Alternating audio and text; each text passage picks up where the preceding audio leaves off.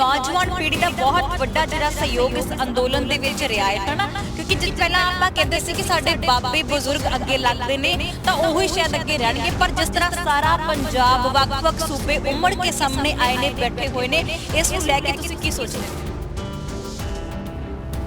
I think ये सबकी duty आ।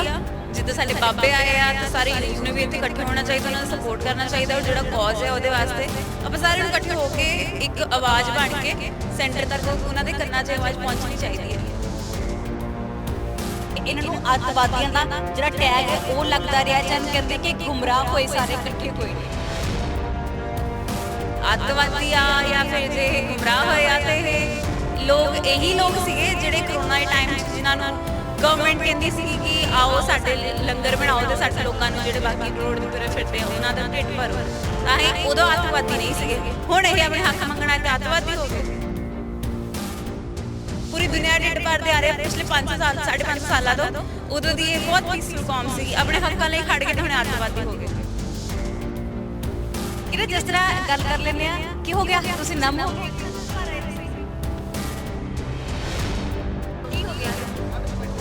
साडे बुजुर्ग इत्थे इन्ने दिनों तो बैठे 1 महीना हो गया और केंद्र सरकार को दिखता नहीं। मतलब एवरी डे जब भी असीं गल करते ठंड बढ़ रही है, सानू ये देख के साडा मन भर जांदा, सानू सोच के साडी रूह कंबदी है कि मतलब बॉर्डर ते बैठे इन्हां नूं क्यों नहीं पता लगदा। नौजवान पीढ़ी का जिस तरह कुड़ियां देखते हो, कुड़ियां बहुत सारिया संदोलन च हिस्सा बनिया हुई ने, उन्हां नूं लैके की कहना चाहते हो? आई वुड से कि मैं बहुत प्राउड फील करती हाँ कि साडी एक ऐसी कौम है जिथे मुंडे कुड़ियां च फर्क नहीं है। इतने जिन्ना सपोर्ट मुंडिया मिलता उन्ना ही सपोर्ट कुड़ियां मिलता। इनफैक्ट मैं थोड़ी देर पहले हुणे मैं पोस्ट मेरे हाथ सीगा तो एक अंकल आते हैं, थोड़े बुजुर्ग से आते, वो आके मेरे सिर से हाथ फेरते कहते मैंने बहुत वधिया लगे तेन देख के, मैं तेन प्यार देना चाहता। तो मैंने लगता है कि ये साडी कौम की खूबसूरती आ कि जेडे कुड़ियां मुंडे इकट्ठे एक जगह आके एक नाल खड़ के अपने बुजुर्गों को सपोर्ट कर रहे हैं। बहुत सारे लोगों के वलों कि ना इल्जाम लगाया जाता कि ਜਿਹੜੀਆਂ ਬੀਬੀਆਂ ਆਉਂਦੀਆਂ ਨਾ ਇਹ 100 रुपए ਲੈ ਕੇ Everything looks yellow with jaundice eyes। ਇਹ ਉਹਨਾਂ ਨੂੰ ਹੀ ਦੇਖਦਾ ਜਿਹੜੇ ਪੈਸੇ ਲੈ ਕੇ ਆਉਂਦੀਆਂ। ਅਸੀਂ ਉਹ ਲੋਕ ਨਹੀਂ ਹੈਗੇ, ਸਾਨੂੰ ਤਾਂ ਦੁਨੀਆ ਹੀ ਜਾਣਦੀ ਹੈ। ਕੱਲਾ ਸਰਦਾਰ ਲੱਖਾਂ 'ਚ ਖੜਾ ਦੇਖਦਾ ਨਾ ਕਿ ਸਾਡੀ ਕੌਮ ਹੋ ਗਈ। सत श्री अकाल, तुसीं देख रहे हो डेली पोस्ट पंजाबी। मैं मनदीप कौर संधू लगातार ਸਿੰਘੂ बॉर्डर ते बने हुए एक तस्वीर दिखावांगे। एक दिल्ली दे मुटियार जो हथ विच बैनर लैके खड़ी हुई है, कहती कि दिल्ली नहीं तेरे कम निकम्मे फिर कहना तू बागी जम्मे। ये जिहड़े स्लोगन ने सानू थां थां ते नज़र आउंदे ने। हालांकि वार वार किसानां ते एक जिहड़ी है इल्जाम लगाया जा रहा है कि सारे अतवादी ने जां गुमराह हुए इकट्ठे हुए ने। ये दिल्ली दी मुटियार है, इन्हां दे नाल माता जी भी मौजूद ने, सारा परिवार इत्थे आया होया। गलबात इन्हां दे नाल करदे आ। जसकिरत जी सत श्री अकाल जी। सत श्री अकाल जी। मैं कहनी कि तुसीं अज पहला सो कद तो खड़े हुए थे, कदों का हिस्सा बने हुए अंदोलन? मैनू 2-3 वीक्स हो चुके हैं ऑलरेडी। मैं रहनी तो मैं दिल्ली हाँ, तो मैं विजिट करती हाँ इतने कई बार कर चुकी हाँ, तो फिर अज फाइनली एक बार फिर आए हैं। जसकिरत जेकर गल करिए तो हुण तुसीं एक नौजवान पीढ़ी का बहुत वड्डा जिहड़ा सहयोग इस अंदोलन दे विच रिहा है ना, क्योंकि जिस पहला आपां कहंदे सी कि साडे बाबे बुजुर्ग अगे लगदे ने तां ओही शायद अगे रहणगे, पर जिस तरह सारा पंजाब वख-वख सूबे उमड़ के सामने आए ने, बैठे हुए ने, इस नूं लैके तुसीं की सोचदे हो? आई थिंक ये सबकी ड्यूटी आ। जिद्दां साडे बाबे आए आ तो सारे यूथ ने भी इत्थे इकट्ठे होना चाहिए, उन्होंने सपोर्ट करना चाहिए और जो कॉज है वो वास्ते आप सारे इकट्ठे होकर एक आवाज़ बन के सेंटर तक उन्होंने करना चाहिए, आवाज़ पहुँचनी चाहिए है। सो इस करके मैं बहुत पर्सनली मैं बहुत हैप्पी हाँ इस गल नूं लैके कि सारे नौजवान या जो बुजुर्ग है सारे इत्थे आ। बिल्कुल जसकिरत जेकर गल करिए तो आम तौर पर इन्हों अतवादियों का जो टैग है वो लगता रहा, जन कहते कि गुमराह होए सारे इकट्ठे हुए ने। जे अतवादी आ या फिर जे गुमराह होए आ तो ये लोग यही लोग सीगे जिहड़े कोरोना के टाइम जिन्होंने गवर्नमेंट कहती सी कि आओ साडे लंगर बनाओ तो साडे लोगों को जो बाकी रोड ते तुरे फिरते उन्हों का ढिड भरो, तां ही उदों अतवादी नहीं सीगे। हुण ये अपने हक मंगना तो अतवादी हो गए। ਕਿਸੇ ਨੂੰ ਖਿਲਾਉਣ ਤਾਂ ਵਧੀਆ, ਬਹੁਤ ਵਧੀਆ, ਭਲਾਈ ਦਾ ਕੰਮ ਕਰਨੇ ਵਾਲੀ ਕੌਮ, ਔਰ ਆਪਣਿਆਂ ਨੂੰ ਖਿਲਾਉਣ ਤਾਂ ਅੱਤਵਾਦੀ। ਆਪਣੇ ਹੱਕਾਂ ਲਈ ਖੜ ਜਾਣ ਤਾਂ ਟੈਰਰਿਸਟ।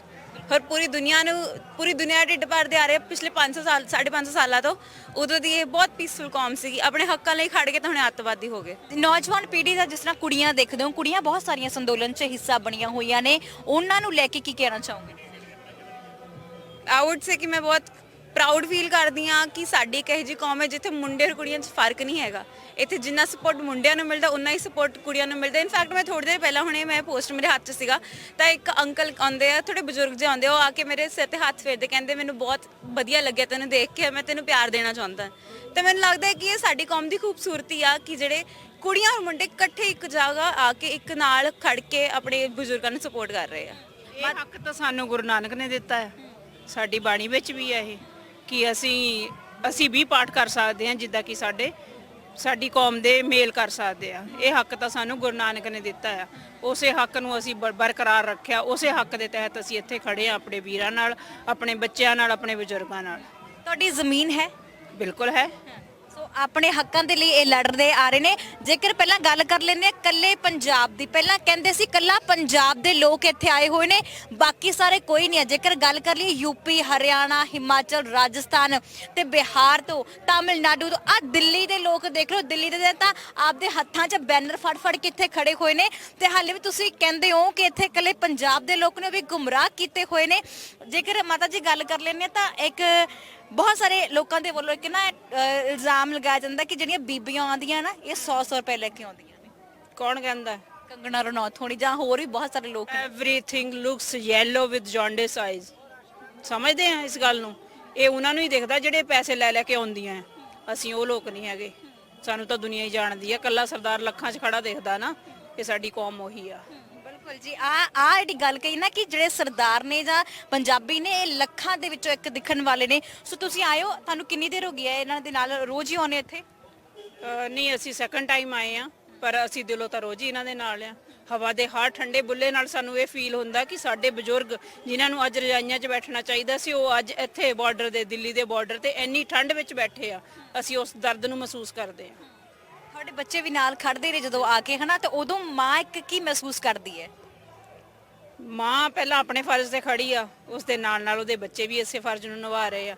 ਇਹ ਸਾਨੂੰ ਸਾਡੇ ਵਿਰਸੇ ਨੇ ਸਿਖਾਇਆ, ਸਾਨੂੰ ਸਾਡੇ ਗੁਰੂਆਂ ਨੇ ਸਿਖਾਇਆ, ਸਾਡੇ ਮਾਪੇ ਨੇ ਸਿਖਾਇਆ ਕਿ ਆਪਣੇ ਹੱਕ ਲਈ ਖੜੇ ਹੋਣਾ ਹੈ, ਆਪਣੇ ਹੱਕ ਲਈ ਲੜਨਾ ਹੈ, ਆਪਣੇ ਰਾਈਟਸ ਵਾਸਤੇ ਖੜੇ ਆ। ਜਸਕੀਰਤ, ਜਿਸ ਤਰ੍ਹਾਂ ਗੱਲ ਕਰ ਲੈਂਦੇ ਆ, ਕੀ ਹੋ ਗਿਆ? ਤੁਸੀਂ ਨਮ ਹੋ ਗਏ, ਅੱਖਾਂ ਕਿਉਂ ਭਰ ਆਏ ਤੁਸੀਂ? ਕੀ ਹੋ ਗਿਆ? ਸਾਡੇ ਬਜ਼ੁਰਗ ਇੱਥੇ ਇੰਨੇ ਦਿਨਾਂ ਤੋਂ ਬੈਠੇ ਆ, 1 ਮਹੀਨਾ ਹੋ ਗਿਆ ਆ, ਔਰ ਕੇਂਦਰ ਸਰਕਾਰ ਨੂੰ ਇਹ ਦਿਖਦਾ ਨਹੀਂ। ਮਤਲਬ ਐਵਰੀ ਡੇ ਜਦ ਵੀ ਅਸੀਂ ਗੱਲ ਕਰਦੇ ਹਾਂ, ਠੰਡ ਵੱਧ ਰਹੀ ਹੈ, ਸਾਨੂੰ ਇਹ ਦੇਖ ਕੇ ਸਾਡਾ ਮਨ ਭਰ ਆਉਂਦਾ, ਸਾਨੂੰ ਇਹ ਸੋਚ ਕੇ ਸਾਡੀ ਰੂਹ ਕੰਬਦੀ ਆ ਕਿ ਉਹ ਬਾਰਡਰਾਂ ਤੇ ਬੈਠੇ ਆ, ਇਹਨਾਂ ਨੂੰ ਕਿਉਂ ਨਹੀਂ ਪਤਾ ਲੱਗਦਾ। ਜਸਕੀਰਤ, ਅੱਖਾਂ ਭਰ ਆਏ ਨੇ, ਅੱਖਾਂ ਸਭ ਦੀਆਂ ਭਰਦੀਆਂ ਨੇ ਜਦੋਂ ਇੱਕ ਬਜ਼ੁਰਗ ਬਾਬੇ ਦੇਖਦੇ ਨਾ। ਅਸੀਂ ਆ ਜਿਹੜੇ ਸਾਰੇ ਇੱਥੇ ਨੌਜਵਾਨਾਂ, ਤਸਵੀਰ ਦਿਖਾਇਓ 1 ਮਿੰਟ ਇਹਨਾਂ ਦੀ।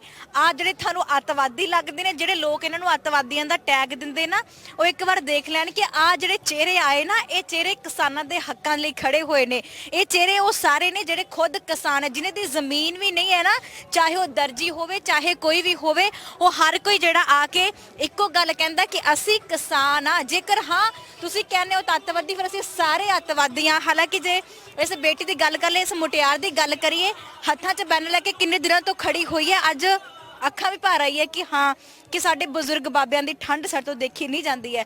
ਜਸਕੀਰਤ, ਜਿਸ ਤਰ੍ਹਾਂ ਤੁਹਾਡੇ ਦੋਸਤ ਨੇ, ਬਹੁਤ ਸਾਰੇ ਤੁਹਾਡੇ ਦੋਸਤ ਵੀ ਹੋਣਗੇ, ਨਾਲ ਪੜ੍ਹਦੇ ਹੋਣਗੇ, ਉਹਨਾਂ ਨੂੰ ਵੀ ਨਾਲ ਲੈ ਕੇ ਆਏ ਹੋ ਜਾਂ ਉਹਨਾਂ ਦੇ ਬਾਰੇ ਜਾਂ ਤੁਸੀਂ ਉਹਨਾਂ ਨਾਲ ਗੱਲ ਕੀਤੀ ਹੋਵੇ ਜਾਂ ਇੱਥੇ ਆਉਣ ਬਾਰੇ ਕਿਹਾ ਹੋਵੇ ਤੁਸੀਂ?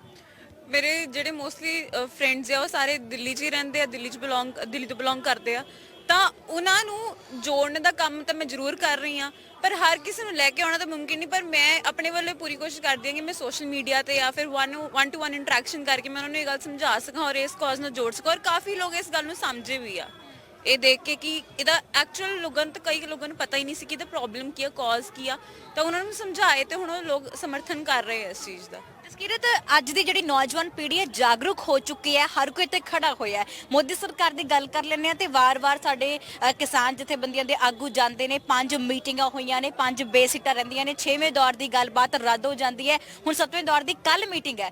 ਕੀ ਸੋਚਦੇ ਹੋ ਕੱਲ ਹੱਲ ਹੋਏਗਾ ਜਾਂ ਨਹੀਂ ਲੱਗਦਾ ਕਿ ਇਹ ਵੀ ਬੇਨਤੀਜਾ ਰਹੇਗੀ? ਨਹੀਂ ਹੋਏਗਾ, ਕਿਉਂਕਿ ਇਹ ਜਿਹੜੀ ਸਰਕਾਰ ਹੈ ਨਾ, ਜੇ ਇਹ ਕਿਸਾਨਾਂ ਦੇ ਹਿੱਤ ਦੀ ਇਹਨਾਂ ਨੇ ਗੱਲ ਕਰਨੀ ਹੁੰਦੀ ਤਾਂ ਇਹ ਬਿੱਲ ਬਣਨ ਤੋਂ ਪਹਿਲਾਂ, ਇਸ ਜਿਹੜਾ ਇਹ ਬਿੱਲ ਹੈ, ਐਕਟ ਬਣਨ ਤੋਂ ਪਹਿਲਾਂ ਕਿਸਾਨਾਂ ਦੇ ਜਿਹੜੇ ਵੀ ਯੂਨੀਅਨਸ ਆ ਉਹਨਾਂ ਨਾਲ ਗੱਲ ਹੁੰਦੀ, ਉਹਨਾਂ ਨਾਲ ਇਹ ਬੈਠ ਕੇ ਫੈਸਲੇ ਲਏ ਜਾਂਦੇ ਕਿ ਇਹ ਤੁਹਾਡੇ ਇਸ ਹੱਕ 'ਚ ਹੈਗਾ ਕਿ ਨਹੀਂ। ਕਿਸਾਨ, ਜੇ ਇਹ ਗੱਲ ਪੂਰੀ ਪੱਕੀ ਤੌਰ ਤੇ ਹੋਣੀ ਹੁੰਦੀ ਤਾਂ ਅੱਜ ਇੰਨੇ ਸਾਰੇ ਲੋਕ 250 ਮਿਲੀਅਨ ਬੰਦੇ ਇੱਥੇ ਪ੍ਰੋਟੈਸਟ ਨਾ ਕਰ ਰਹੇ ਹੁੰਦੇ। ਬਿਲਕੁਲ ਜੀ। ਸੋ ਇੱਕ ਆਸ ਜਿਹੜੀ ਹੈ ਹਰ ਇੱਕ ਦੇ ਮਨ ਵਿੱਚ ਹੈ। ਇੱਕ ਅਸੀਂ ਕਹਿੰਦੇ ਕਿ ਜਿਹੜਾ ਸਵੇਰ ਦਾ ਸੂਰਜ ਚੜ੍ਹਦਾ ਨਾ, ਸ਼ਾਇਦ ਖੁਸ਼ੀ ਲੈ ਕੇ ਜ਼ਰੂਰ ਆਵੇਗਾ। ਜਸਕੀਰਤ ਦੇ ਇਹ ਜੋ ਲੱਗਾ ਹੋਇਆ ਨਾ, ਮੈਂ ਕਿਸਾਨ ਨਹੀਂ ਪਰ ਮੈਂ ਕਿਸਾਨ ਦਾ ਬੀਜਿਆ ਖਾਂਦਾ ਹਾਂ, ਇਹ ਗੱਲ ਬਿਲਕੁਲ ਸੱਚੀ। ਭਾਵੇਂ ਮੈਂ ਪਹਿਲਾਂ ਵੀ ਕਹਿ ਚੁੱਕੀ, ਬਹੁਤ ਸਾਰੇ ਜਿਹੜੇ ਲੋਕ ਨੇ ਇੱਥੇ ਆਏ ਨੇ, ਬਹੁਤ ਸਾਰੇ ਜਿਹੜੇ ਕਿਸਾਨ ਨੇ, ਉਹ ਜਦੋਂ ਇੱਥੋਂ ਵਾਪਸ ਵੀ ਜਾ ਰਹੇ ਸੀ ਨਾ, ਕਿਸਾਨ ਮੋਗੇ ਦੇ ਪਿੰਡ ਲਾਗੇ ਗੱਲ ਕਰ ਰਹੇ ਨੇ, ਖੋਟੇ ਪਿੰਡ ਦੀ ਗੱਲ ਕਰੀਏ ਤਾਂ ਖੋਟੇ ਪਿੰਡ ਦਾ ਇੱਕ ਕਿਸਾਨ ਸੀ ਜਿਹਦੇ ਕੋਲ ਜ਼ਮੀਨ ਵੀ ਨਹੀਂ ਸੀ, ਦਰਜੀ ਸੀ ਖੁਦ। ਇੱਥੇ ਆਉਂਦੇ ਨੇ ਤੇ ਆਪਣੀ ਜਿਹੜੀ ਹੈ ਜਾਨ ਵੀ ਕੁਰਬਾਨ ਕਰਦੇ ਨੇ, ਆਪਣੇ ਹੱਕਾਂ ਦੀ ਲੜਾਈ ਦੇ ਲਈ ਅੱਜ ਖੜੇ ਹੋਏ ਨੇ। ਇਹ ਸਾਰੇ ਜਿਹੜੇ ਇੱਥੇ ਪਹੁੰਚੇ ਨੇ ਆਪਣੇ ਹੱਕ ਦੀ ਲੜਾਈ ਦੇ ਲਈ ਗੱਲ ਕਰਦੇ ਨੇ। ਤੇ ਵਾਰ-ਵਾਰ ਮੈਂ ਇੱਕ ਗੱਲ ਕਰਨੀ ਆ, ਜੇ ਤੁਸੀਂ ਕਿਸਾਨ ਤਾਂ ਨਹੀਂ ਹੋ, ਕਿਸਾਨਾਂ ਦਾ ਦਿੱਤਾ ਤਾਂ ਖਾਂਦੇ ਹੋ। ਜਦੋਂ ਕਿਸਾਨ ਆਪਣੀ ਧਰਤੀ ਮਾਂ ਦੇ ਜਦੋਂ ਬੀਜ ਬੀਜਦਾ ਨਾ, ਤੇ ਧਰਤੀ ਦੀ ਹਿੱਕ ਪਾੜ ਕੇ ਜਦੋਂ ਅੰਨ ਉਗਦਾ ਨਾ, ਉਹ ਸਾਰਾ ਦਿੱਤਾ ਤੁਸੀਂ ਖਾਂਦੇ ਹੋ। ਤੇ ਫਿਰ ਜਿਹੜਾ ਦੇਸ਼ ਦੁਨੀਆ ਦਾ ਹਰ ਨਾਗਰਿਕ ਹੈ ਨਾ, ਉਹ ਢਿੱਡ ਭਰ ਕੇ ਸੌਂਦਾ ਆ। ਸੋ ਆਸ ਕਰਦੇ ਆ ਕਿ ਛੇਤੀ ਜਿਹੜਾ ਇਹ ਸੰਘਰਸ਼ ਖਤਮ ਹੋਵੇ, ਰੰਗ ਲੈ ਕੇ ਆਵੇ। ਸੋ ਇੰਨੀ ਮਿਹਨਤ, ਇੰਨਾ ਅੰਦੋਲਨ ਤੇਜ਼ ਹੋਇਆ ਹੈ, ਇਸ ਨੂੰ ਜਿਹੜਾ ਇੱਕ ਰੰਗ ਜਿਹੜਾ ਜ਼ਰੂਰ ਮਿਲੇ ਤੇ ਉਹ ਵੀ ਫਤਿਹ ਕਰਕੇ ਅਸੀਂ ਇੱਥੋਂ ਸਾਰੇ ਜਾਈਏ। ਸਹਿਯੋਗੀ ਸਾਥੀ ਕਮਲ ਦੇ ਨਾਲ ਮਨਦੀਪ ਕੌਰ ਸੰਧੂ, ਸਿੰਘੂ ਬਾਰਡਰ ਤੋਂ।